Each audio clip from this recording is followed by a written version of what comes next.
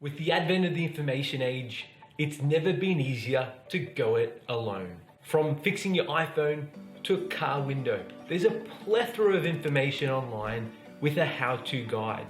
If you're buying a property, this too could be an allure to do it yourself, conveyancing in the name of saving money. I'm Josh Vecchio, mortgage broker with Hunter Galloway, and in this video, I'm going to look at if it's worth self-acting or it's better to hire a professional, looking at the 6 things you need to know in the conveyancing process, step by step. So keep watching.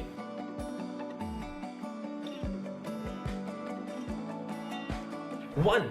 What does a conveyancer actually do? If you're buying a property, a conveyancer or solicitor will help you with 3 key items. Item 1 is arranging settlement. A conveyancer will liaise with all related parties, including real estate agents, banks, mortgage brokers, the seller's solicitors, the bank solicitors, the Office of State Revenue, local councils, buyer's agents, and all related stakeholders. Their ultimate goal is to help facilitate the transaction, that of buying a home, and represent your best interest. Thus, we'll arrange many things including a settlement date, a breakdown of the funds to complete. Essentially, these are the monies that will be paid out to relevant parties, and ensure your biggest asset is transferred to your name correctly. Item 2 is offering legal advice, and this is a big one. Essentially, your conveyancer will help you ensure your best interest is being catered for. An example of this is that they'll review the contract and remove all untoward clauses. They'll inform you of your legal obligations when entering into a contract and draft conditions which will hold up in the court of law. Here in Queensland, we have a standardised contract which was created by the Real Estate Institute of Queensland, REIQ for short, which means that if an agent uses this contract outside the special conditions, the contract remains the same no matter the agent or property. This is awesome and makes things so much easier. Essentially allows buyers to enter into a contract without having to wait days for a conveyancer to review it. Item 3, searches and paperwork. Finally, your conveyancer will look at all relevant paperwork and searches, from analysing flooding reports to council approval, all vitally important when buying a property. 2, is a conveyancer the same as a solicitor? In short, they're not. A conveyancer is someone who specialises in transferring property, whereas a solicitor is a licensed legal practitioner, and their knowledge is general and broad in nature. They essentially offer a similar service, but the main difference being of price and complexity. Let me explain. Typically, a solicitor will charge more than a conveyancer, and it's not uncommon for them to charge an hourly rate, whereas a conveyancer typically charges a flat fee. The main reason you look for help from a solicitor is if your situation is complex or believe there to be a high risk. This is where their broad knowledge of law will really help and their higher fee is warranted. 3. How much does it cost for a conveyancer?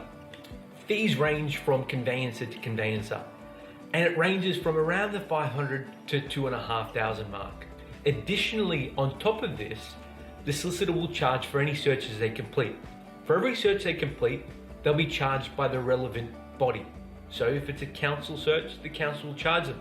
In total, this essentially will range from anywhere from $100 to $1,000 depending on how many searches you complete. And whilst there are DIY conveyancing kits online, which range from $50 to $200, this wouldn't be recommended for anyone that's a first-time buyer, who's time poor, or is outside the industry. 4. Is a conveyancer necessary? Personally, I wouldn't do without one, as the repercussions for going at it alone are too severe. For me, paying their fee is really an insurance to guard against buying the wrong property with unseen issues. And these issues can vary, from properties not having the right council approvals, to caveats, and even having rates in arrears, which can have possible disastrous consequences. Does the conveyancer have to be local?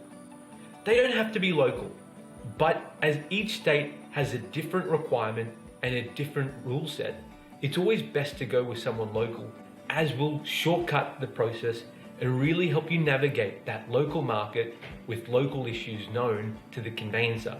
So, whilst your conveyancer doesn't have to be local, it's always advisable to get the local knowledge to help you navigate and guide you through the process. 6. Can a conveyancer give you legal advice? Yes, they're licensed to prepare and offer legal advice on the contract, explaining any implications of certain clauses. According to the Australian Institute of Conveyancers, they too, like solicitors, have indemnity insurance as a result of offering this advice.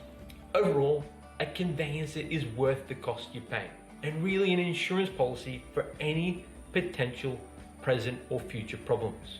A great conveyancer will take the time to talk to you, explaining the contract and searches in full, being there every step of the way.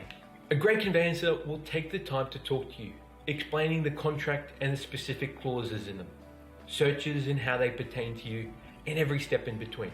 So, my recommendation, in the end, is don't go at it alone. Get professional advice and pay the fee, because in the end, the fee you pay is inconsequential to the potential risks you take by going at it alone. Thanks for watching, and if you like this video, remember to subscribe straight away. And until next time, I'll see you then.